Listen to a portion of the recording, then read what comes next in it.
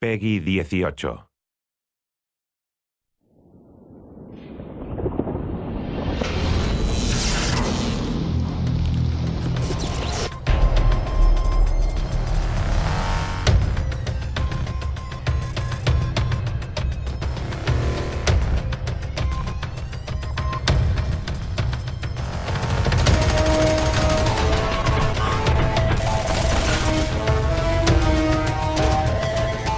Motion capture is the technology used to capture performances of actors and then translate that to 3D data that we then apply to our characters. There's a series of cameras set up in an array around the room. They're basically capturing markers that are set up at specific key points on the character to ensure that we have articulation at each joint.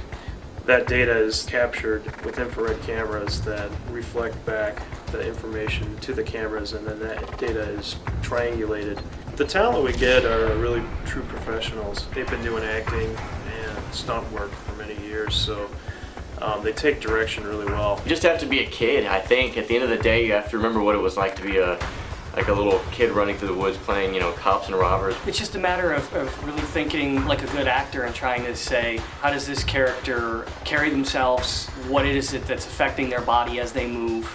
And just trying to visualize yourself in a different set of bones and different skin. Forgetting what you look like, I think, is one of the greatest challenges that any actor for motion capture has, because basically they're just using your skeleton or your joints, and they're superimposing another character that probably looks nothing like you whatsoever. But I think once you see what the character looks like with your movements, that's a really big step for any motion capture actor to just realize that it's not you at all. So basically I give them an insight into the character that they're performing, give them a little background, who the character is, what the character means to the game. And a lot of times we just let talent perform impromptu and kind of freestyle a little bit. So we give them a lot of creative input on how they want to play the character. If I'm lucky, I know kind of what the game is about, what kind of characters I'm looking at before I go into the shoot. And honestly, I sit down and play a lot of video games the night before to try to get just a reference point of what it would be like to actually swing at these things. Motion capture is basically a tool for the animators to kind of push the limits of the animation. It gives us the fidelity, we get the subtleties of the motion.